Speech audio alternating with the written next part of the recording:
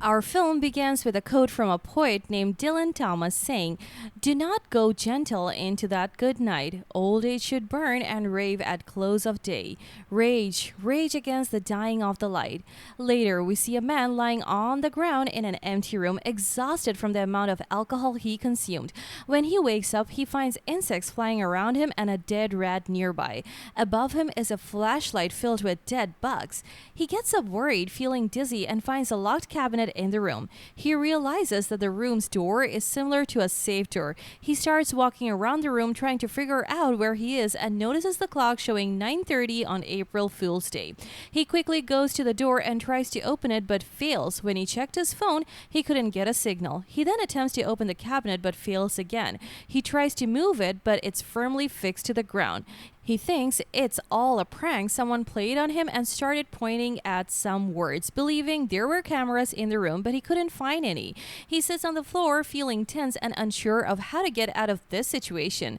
Time passes and he starts feeling hungry and thirsty, wanting to use the bathroom. He pounds on the door in frustration, but it's sealed as a rock. He then tries to open the cabinet with the buckle of his belt, trying to force it open, but it was all in vain.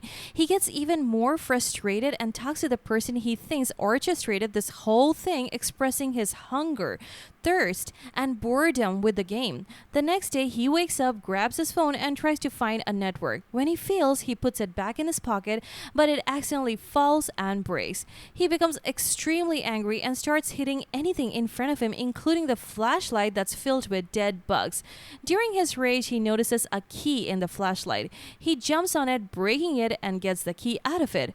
Afterwards, he takes the key and cautiously approaches the cabinet, opening it. Inside, he finds two oxygen cylinders for welding and also finds welding tools. He takes out all these items and tries to figure out how to use them to escape. He grabs a large nail and a hammer, then goes to the door to try to open it with these tools, but it doesn't budge as it's made of very strong steel. Next, he tries to open the oxygen cylinders and attaches them to make the welding machine work, which starts producing fire. He was so thirsty, so he directed it towards the fire sprinklers that are supposed to spray water in case of a fire spreading, but nothing comes out. He then tries to use the fire to melt the iron door, but again, it's not working. Frustrated, he goes back to the cabinet and in his anger continues hitting and kicking it until it falls to the ground. Exhausted and unsure how to proceed, he sits on the floor trying to calm himself down and conserve his energy, thinking about how to escape and seek revenge on whoever trapped him. At that moment, he notices the wall to which the cabinet was fixed with screws. He quickly examines the screw holes but doesn't see anything, so he starts breaking the wall to create an opening to escape, hoping to find something important on the other side of the wall. However, as he breaks the wall, he starts feeling tired and his oxygen supply decreases. He rushes to the oxygen cylinder to take a breath before finally collapsing from exhaustion. After a while, he starts to worry and quickly closes the valve on the oxygen cylinder because he knows he will need the oxygen again. At this point, he feels hungry with nothing in front of him but dead beetles, a dead mouse, and worms. He decides to eat the worms even though they taste awful. He tries to convince himself that it's healthy and necessary to sustain his ability to escape. Then he resumes breaking the walls, finding concrete iron obstructing his way, which he cuts with the fire welding tools and throws behind him. He continues breaking through the wall and discovers another room on the other side. He keeps going to reach it, trying to widen the hole to fit through it. After a long time, he successfully fits through the hole and is shocked to find himself in a room almost identical to the one he was in before, with the door still sealed shut. He looks around and finds a closed coffin, feeling very scared. He approaches and opens the coffin while holding a knife in his hands, finding a girl inside whom he thought was dead.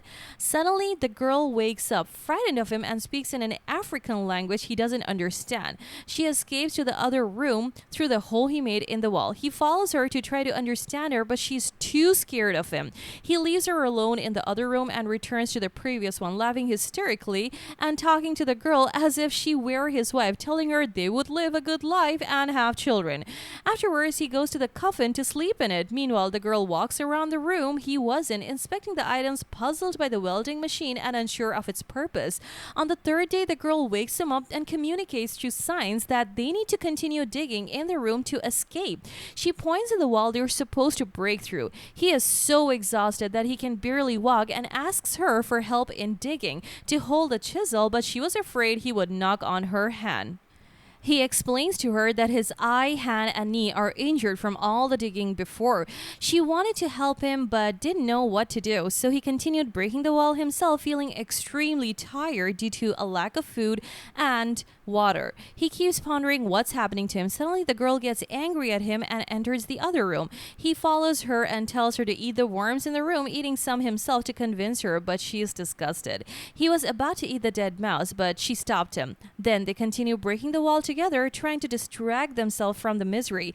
Suddenly, he accidentally cuts himself while breaking the wall, so the girl tears a piece of her clothes and wraps his hand with it. They hear the iron door opening, so they run to it, but it doesn't open. They go back to breaking the wall. Eventually, they hear it opening again, and they realize that it only opens when they're not looking at it. Once they pass through, they find a room with a grave dug in the ground, realizing it might be meant for them. They start digging in it, but the man gets too tired to continue and suspects that whoever did this wants him to kill the girl and eat her, which terrifies her. However, he shouts, insisting that it's impossible.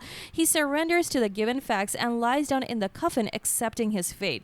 The girl notices how exhausted he is and tries to wake him up and get him out of the coffin by any means, but she fails, so she joins him and sleeps as well. Later, he notices that she's shaking in her sleep. He rushes to remove the coffin liner and covers her with it, and then they both fall asleep from exhaustion. Afterwards, they hear the sound of the door opening again, so they quickly rush out. As soon as the doors open, they find themselves in a strange but incredibly beautiful place, feeling surprised and happy. And that's it. If you like this recap, hit like, share, and subscribe to our channel to keep seeing content like this one. If you have any requests or thoughts, drop them below in the comment section, and we will see you at the next one. Peace out!